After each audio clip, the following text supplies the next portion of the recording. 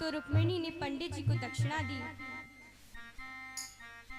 और रुक्मिणी से उनकी मैया कहने लगी कि बेटी तुम भवानी के मंदिर में पूजा करने जाओ। और आज रुक्मिणी अपनी सखियों के साथ सज धज कर भवानी जी के मंदिर पूजा करने के लिए गई।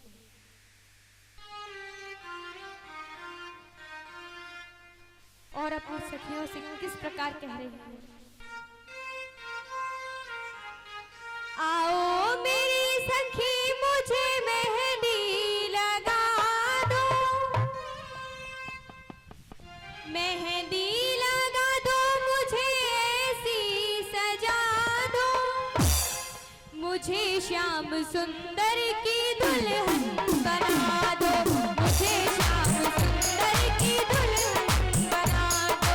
आओ मेरी सखी मुझे मेहंदी लगा दो, मेहंदी लगा दो मुझे ऐसी सजा दो, मुझे श्याम सुंदर की दुल्हन बना दो, मुझे श्याम सुंदर की दुल्हन बना दो, मुझे श्याम सुंदर की दुल्हन बना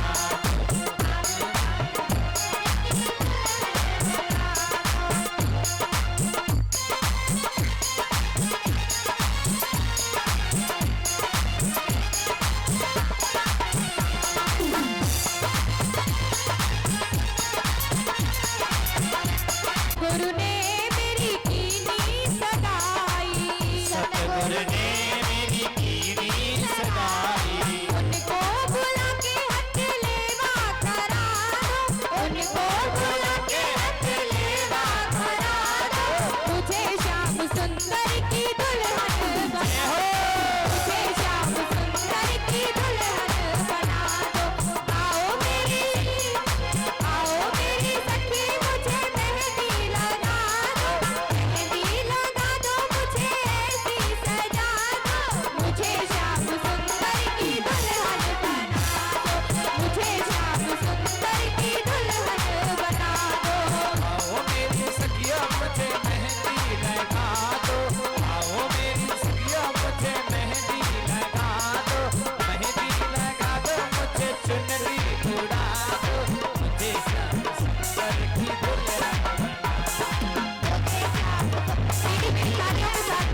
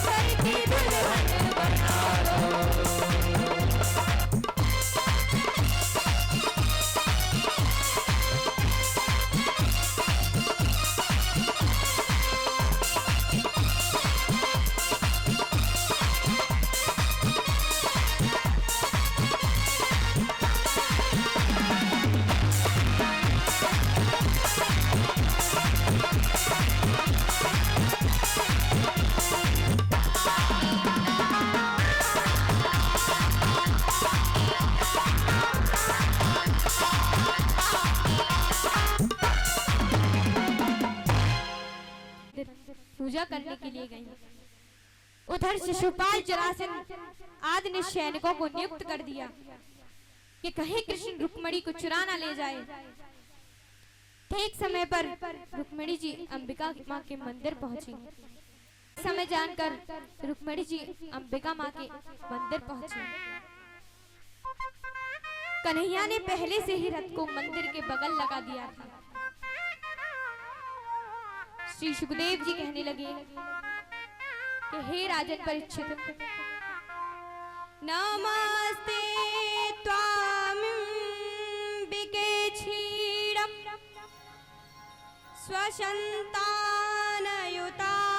शिवां भूयात्मे भगवान् त्रकिष्ट इष्टदनुमोदता।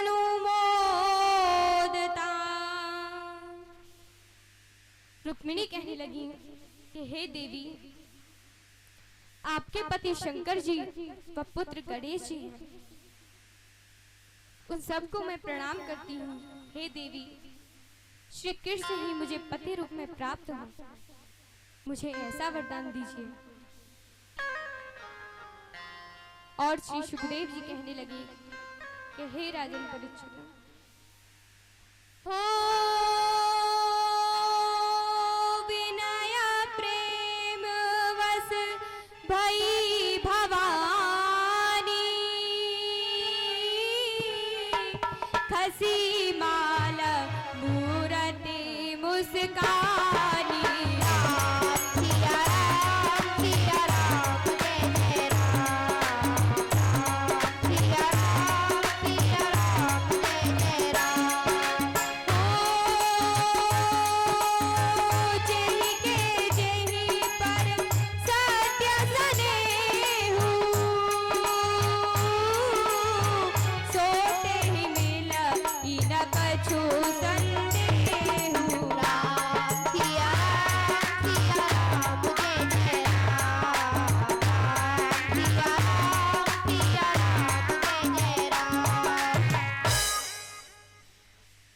श्री सुखदेव जी कहने लगे कि हे राजन परीक्षित, पूजा करके जैसे ही रुक्मिणी जी मंदिर से बाहर निकली तो जो पहरेदार रास्ते में खड़े थे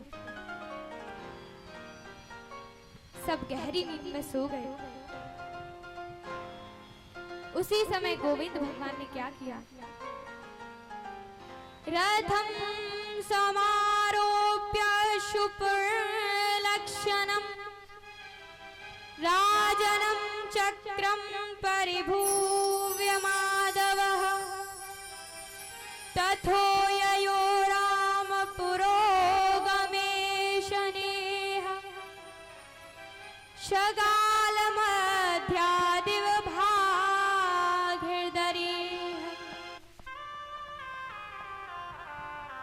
तभी रुक्मिणी जी को रथ में बिठालकर चले। जैसे सियारों के मध्य से शेर अपना भाग ले जाता है,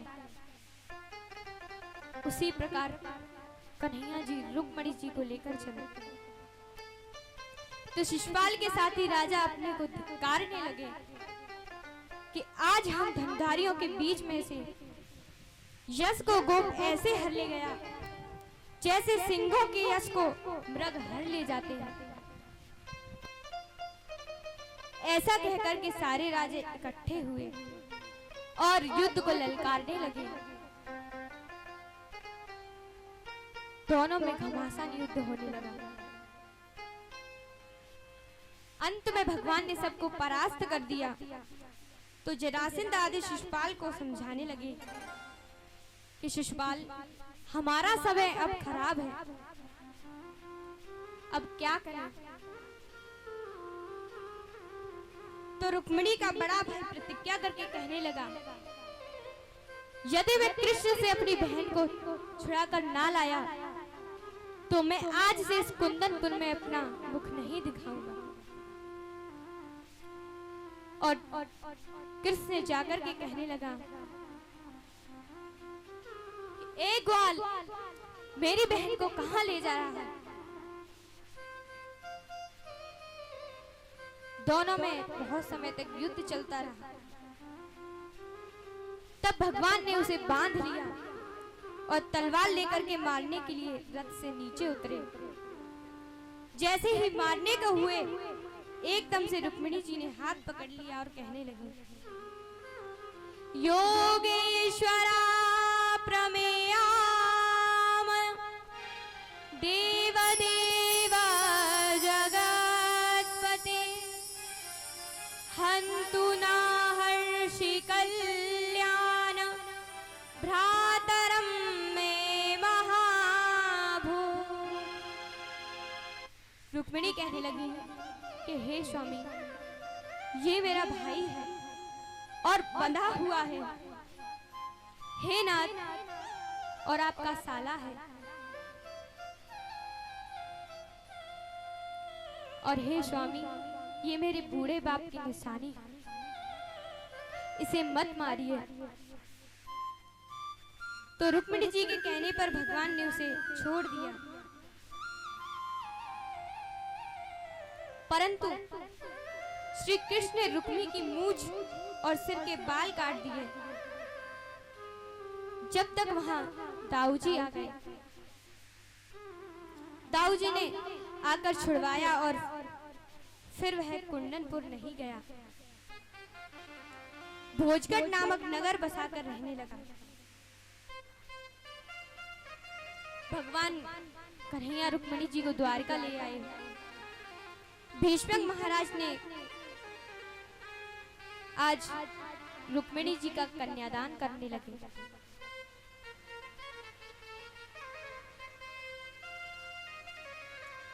बारी बारी से एक एक करके सभी रुक्मिणी जी का कन्यादान करते जाइएगा। दान और रुक्मिणी की हुई रही सगाई, तो कन्या दान रुक्मिणी की हुई रही सगाई।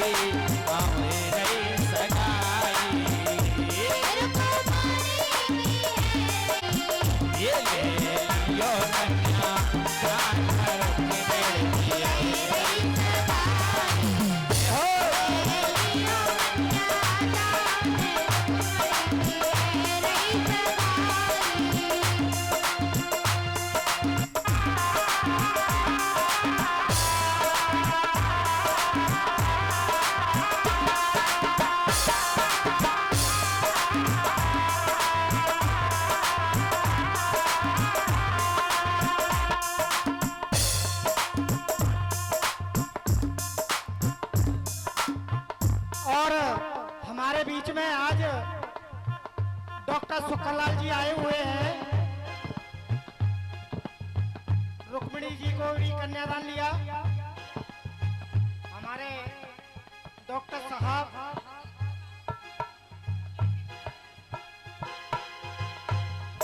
भूतपूर्व जिला पंचायत आज मंच सहीन होकर के आज हमारे शास्त्री हिना राधे को पगड़ी पहनाकर एक बार जोरदार तालियां।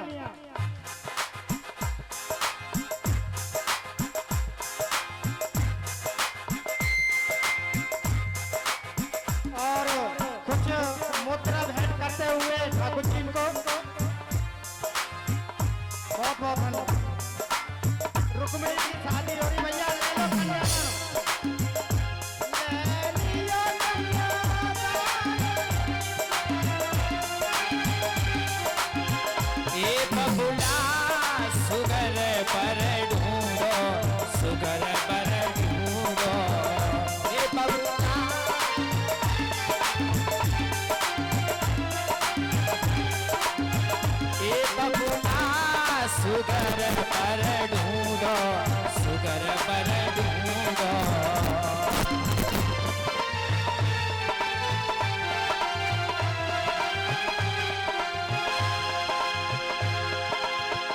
ये बबुला सुगर पर ढूंढो, सुगर पर ढूंढो।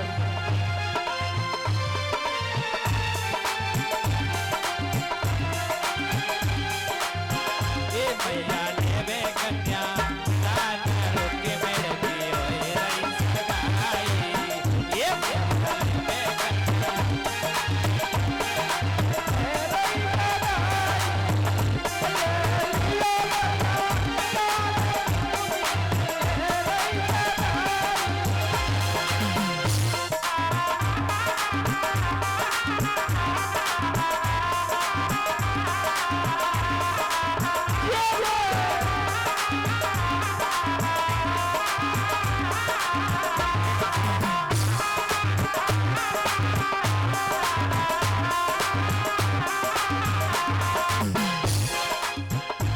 चाचा सुगर पर ढूंढो, सुगर पर ढूंढो।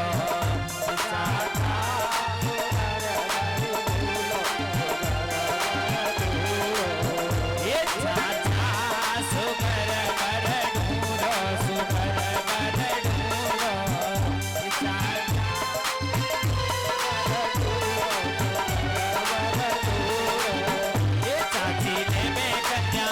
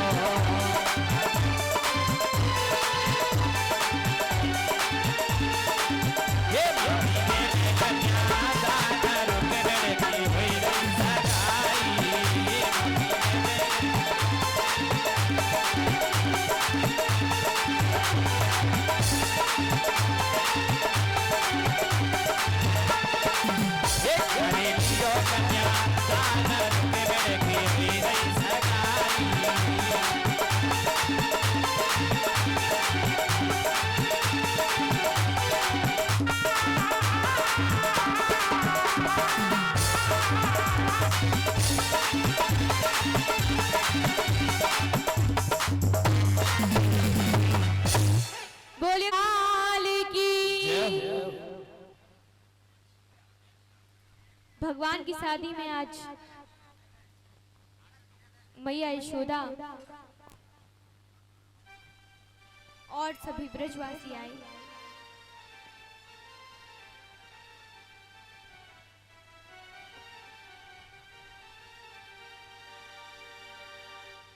मैयाओं, आज भगवान कन्हैया जी की शादी हो रही है, इसलिए एक बार सभी झूम लीजिए। आज भगवान कन्हैया दूल्हा बने हैं। जय श्री राधे। अभी रुक्मिणी जी की शादी हो गई है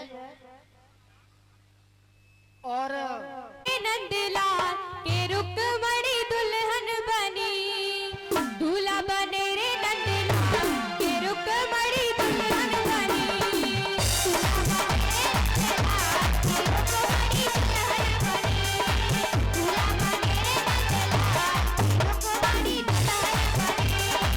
दूल्हा बने रे नंदलाल के रुक्मिणी दुल्हन बनी। दूल्हा बने रे नंदलाल के रुक्मिणी दुल्हन बनी। दुल्हन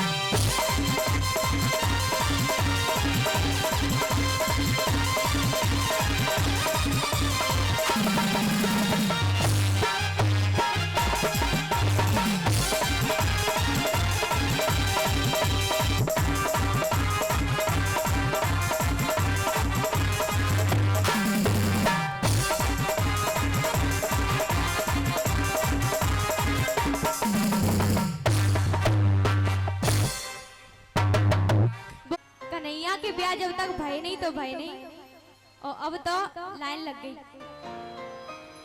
श्री सुखदेव जी कहने लगे कि हे राजन परीक्षित, श्री कृष्ण का विवाह सत्राजित की पुत्री सत्यभामा से भी हुआ। सत्राजित ने अपना दोष दूर करने के लिए अपनी कन्या तथा 6 मन तक मणि भगवान श्री कृष्ण को दे दी। श्री सुखदेव जी कहने लगे कि हे राजन परीक्षित, सत्राजितः किम करोद महान् कृष्णस्य कलिवः श्यमन्तकः कुतोस्तः कस्मादत्ता सुता हरे। जय श्री राधे। कल हमारे पंडित जी ठाकुर दास की घड़ी से आए थे, आज महुआ खेड़ा से चलकर हमारे रामवीर शास्त्री जी, एक बार जोरदार तालियां। देखो इसे कहते हैं भगवान की कृपा, सब संतों का आशीर्वाद, सब जितने भी शास्त्री हैं, बेटी की बाणी खींच रही है इनको। जय हो जय हो। इसी तरीके से जैसे ध्रुव प्रहलाद भक्त हुए थे, उन पे भगवान की कृपा रही, इसी तरीका से आज हमारी हिना राधे शास्त्री, उन पे भी कृपा बरस रही है। जय श्री राधे। कि हे प्रभु, सत्राजित ने भगवान का कौन सा अपराध किया था जो उसने श्री कृष्ण को सयंतक मणि दी, और हे प्रभु वो मणि कहां से आई, और उसने अपनी कन्या भगवान श्री कृष्ण को क्यों दी। तो श्री सुखदेव जी कहने लगे कि हे राजन परीक्षित, एक बार सत्राजित ने सूर्य भगवान की आराधना की। सूर्य देव ने प्रसन्न होकर उसे सयंतम मणि दी। एक दिन सत्राजित उस मणि को गले में धारण कर यादवों की सभा में पहुंचा। द्वारकावासी भगवान श्री कृष्ण से पूछने लगे, नारायणं नमस्तस्तु शंख चक्र गदाधर दामोदरारविंदाक्ष गोविंद यदुनंदन। हे नारायण, हे गोविंद, आपको नमस्कार है। ये साक्षात सूर्य के समान तेज वाला कौन है। तो भगवान कहने लगे कि ये सत्राजित है। सूर्य की आराधना के फलस्वरूप सूर्य भगवान ने इसको सयंतम मणि दी है। हे द्वारकावासियों, जहां ये मणि रहती है ना, वहां महामारी खत्म हो जाती है, सारी वह दूर हो जाती है, और ये मणि प्रतिदिन में 8 बार स्वर्ण देती है। भगवान श्री कृष्ण ने सत्राजित से कहा कि हे सत्राजित, तुम इस मणि को महाराज उग्रसेन को दे दो, जिससे सारी प्रजा का कल्याण होगा। परंतु सत्राजित ने मणि देने से इनकार कर दिया। एक दिन क्या हुआ, एक दिन सत्राजित का भाई प्रसेन उस मणि को गले में बांधकर जंगल में गया। वहां उसे शेर ने मार दिया और खा गया, और उस शेर को जामवंत ने मार दिया और मणि अपनी कन्या को खेलने के लिए दे दी। जब सत्राजित का भाई घर वापस नहीं आया तो उसने श्री कृष्ण पर झूठा आरोप लगाया कि श्री कृष्ण ने ही मेरे भाई को मारा है और उसी ने हमारी सयंतम मणि ली है। और सत्राजित अपने घर सोच विचार करता रहा। तब उसकी पत्नी ने पूछा कि हे स्वामी, बात क्या है? तो सत्राजित कहने लगा कि हे देवी, तुम किसी को मत बताना। तो सत्राजित की पत्नी कहने लगी कि ठीक है स्वामी, मैं किसी को नहीं बताऊंगी। भैया एक बात, अगर किसी को प्रचार कराना हो तो एक मैया से कह दो, इतनी जल्दी प्रचार हो जाएगा, बहुत जल्दी।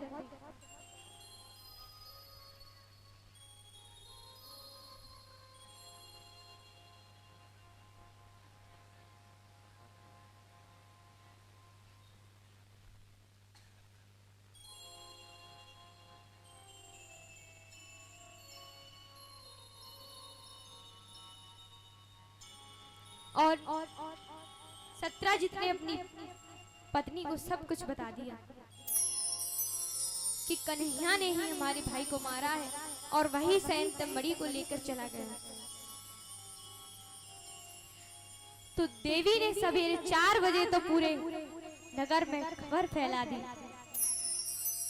कि कन्हैया ने सत्राजित के भाई को मार दिया और सैंतमढ़ी ले ली। पूरी द्वारकापुरी में खबर फैल गई। जब ये समाचार श्री कृष्ण ने सुना तो कुछ अच्छे पुरुषों को साथ लेकर मणि का पता लगाने के लिए जंगल में चल दिए और जंगल में ढूंढते ढूंढते एक जगह पहुंचे जहां शेर और प्रसेन में युद्ध हुआ था। भगवान को वो जगह मिल गई। शेर ने प्रसेन को वहीं मारा था। वहां से मणि को शेर लेकर चला गया। कृष्ण और आगे बढ़े तो आगे चलकर एक रीछ ने शेर को मार दिया और फिर रीछ के पैरों के निशान देखकर कृष्ण आगे बढ़े।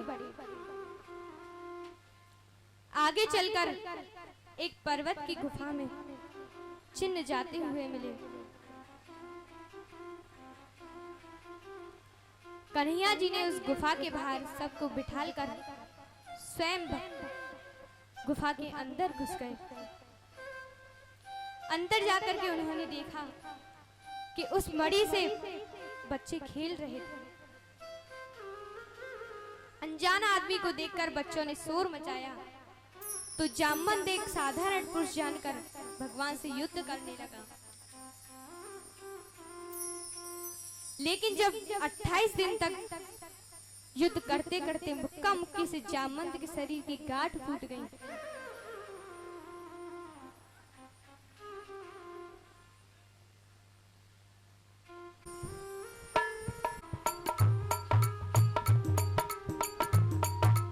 आज जामवंत के शरीर की एक एक गांठ फूट गई और शरीर पसीने से लथपथ हो गया। तो जामवंत कहने लगा, जाने त्वां सर्वभूतानां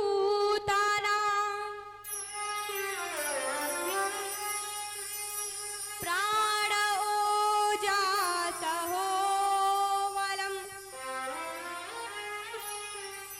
विष्णुं पुराण पुरुषं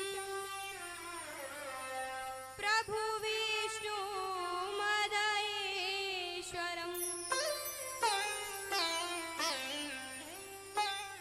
हे प्रभु, मैं जान गया आप समस्त प्राणियों के स्वामी हैं, भगवान विष्णु हैं। तो भगवान श्री कृष्ण कहने लगे कि हे जामवंत, इस मणि के पीछे हमें कलंक लगा है, आप इसे हमें दे दो। और जामवंत ने मणि के साथ अपनी कन्या जामवंती को भी श्री कृष्ण को दे दिया। मेरे भागवत प्रेमियों, भगवान का दूसरा विवाह जामवंती के साथ हुआ। जब गुफा से बाहर आए तो सभी वहां खड़े सत्राजित को बुरा भला कहने लगे। भगवान ने वो मणि लाकर सत्राजित को दे दी और कहा कि आपने हमारे ऊपर व्यर्थ का ही कलंक लगाया था। सत्राजित ने भी पश्चाताप किया, अपनी कन्या सत्यभामा और सयंतम मणि भगवान को दे दी। परंतु भगवान कन्हैया ने मणि नहीं ली और कहा कि तुम इसको अपने पास ही रखो, इससे जो सोना मिले उसे उग्रसेन महाराज को दे देना। भक्तों, भगवान की तीसरी शादी सत्यभामा के साथ हुई। बोलिए कृष्ण कन्हैया लाल की जय हो। श्री सुखदेव जी कहने लगे कि हे राजन परीक्षित, एक दिन अर्जुन और श्री कृष्ण रथ में बैठ करके घूमने गए और वो यमुना जी के किनारे पर पहुंचे। वहां एक युवती घूम रही थी। उस युवती को देखकर अर्जुन को उसके पास भेजा। अर्जुन ने जाकर उससे पूछा कि हे सुंदरी, आप कौन हो और किसकी पुत्री हो, कहां से आई हो? तो युवती कहने लगी, अहम देवस्य सविदूर्हिता पति मेच्छति विष्णुः वर्णेयं परदं तपः परं आस्थितः। युवती कहने लगी कि हे वीर पुत्र, मैं सूर्य पुत्री हूं और अपना पति ढूंढ रही हूं। तपस्या करके भगवान विष्णु को ही अपना पति बनाना चाहती हूं।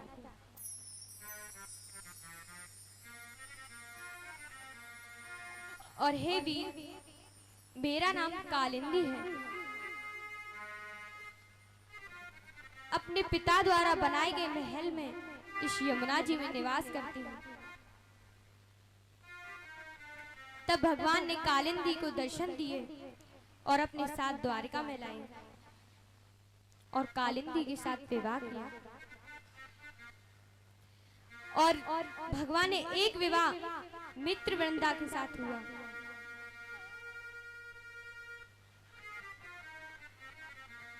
अवरांत देश उज्जैन के राजा विंद और अनुविंद ने अपनी बहन को श्री कृष्ण को ही पति रूप में उन्होंने स्वीकार किया और उन्होंने अपनी बहन को कन्हैया जी को दे दिया।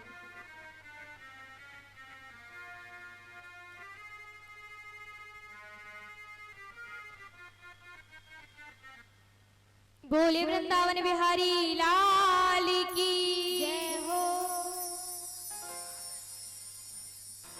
भगवान ने द्वारका में इनके साथ भी विवाह किया और एक शादी सत्या के साथ की, जो कौशल देश यानी छत्तीसगढ़ के राजा नग्नजित की पुत्री थी। राजा ने प्रतिज्ञा की थी, जो कोई एक साथ 7 बैलों को नाथ देगा, उसी के साथ मेरी पुत्री का विवाह होगा। भगवान ने 7 रूप धारण करके 7 बैलों को नाथ दिया और सत्या से धूमधाम से विवाह किया। एक विवाह भद्रा नाम की लड़की से किया। यह केके देश में उत्पन्न दुष्ट केतु की पुत्री थी, यानी भगवान की बुआ श्रुत कीर्ति की पुत्री थी।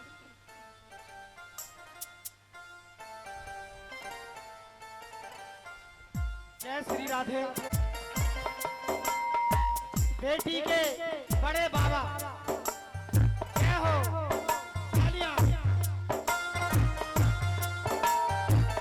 बोहरे परिवार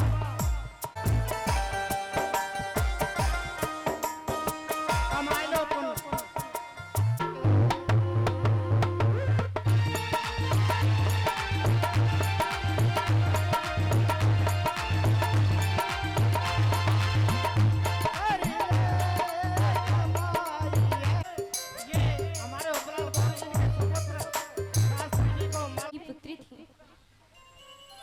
जिसे भगवान स्वयंवर से मत्स्य भेद कर लेके आए थे। इसके बाद में भगवान ने विवाह किया।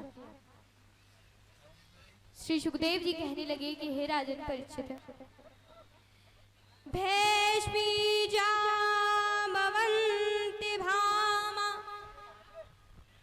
सत्या भद्रा च लक्ष्मणा कालिंदी मित्रवृंदा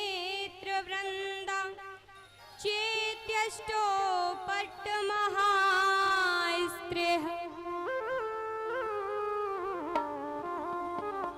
श्री कृष्ण की 8 पटरानियां थी।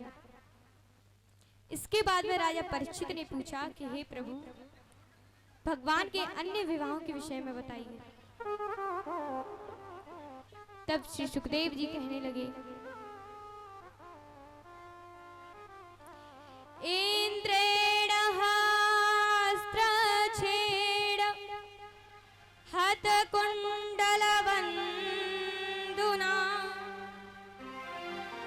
हत्तमस्तद्रिस्थानेन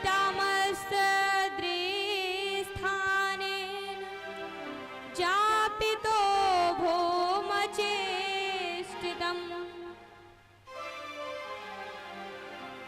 श्री सुखदेव जी कहने लगे कि हे राजन परीक्षित, जब भौमासुर ने वरुण का छत्र, अदिति के कुंडल एवं इंद्र के स्थान मणि पर्वत को छीन लिया, तो इंद्र भगवान कृष्ण के पास आए और सारी बात बताई। जय श्री राधे। ये हमारे यज्ञपति और परीक्षित जी का एक बार इनके लिए जोरदार तालियां।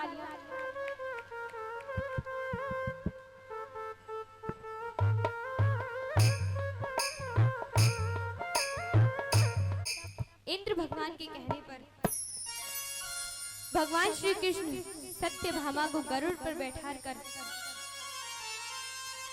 प्राग्योजित पहुंच गए।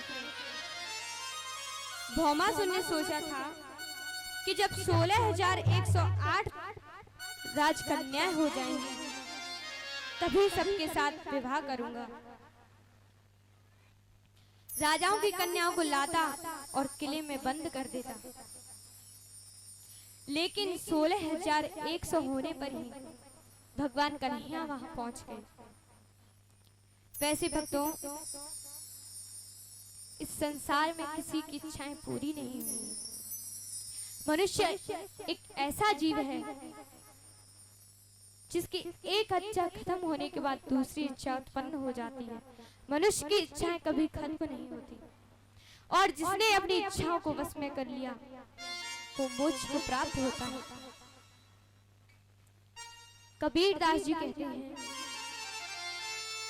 कबहु पुरे ना भये नींद वास और काम, सारे बंधन छोड़िए भजले सीताराम। परंतु फिर भी मनुष्य नहीं मानता,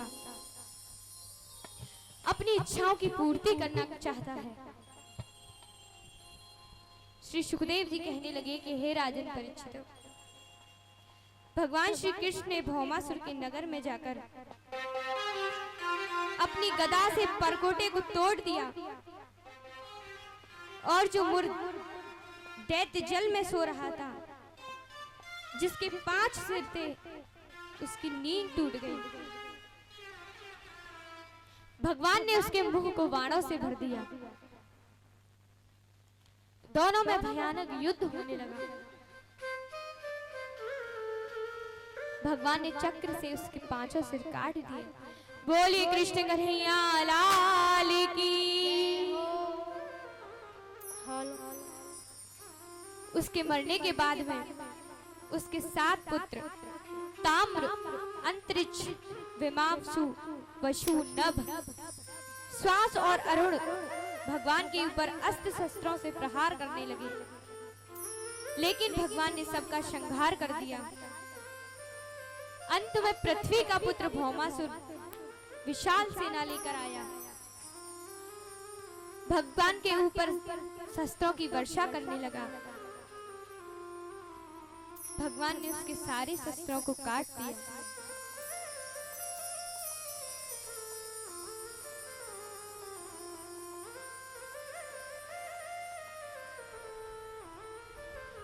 आपके सामने भगवान शंकर की बहुत ही सुंदर झांकी आने वाली है।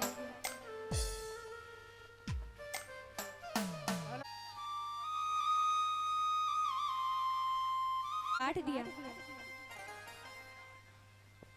और गरुड़ जी भी अपनी पंखों से हाथियों को मारने लगे। अंत में भगवान ने भौमासुर का संहार कर दिया। ऋषि मुनि जय जयकार करने लगे। ये जय श्री राधे। ये कलन सिंह ये आंखें न तो खोल दे। हमारी मंदिर के पास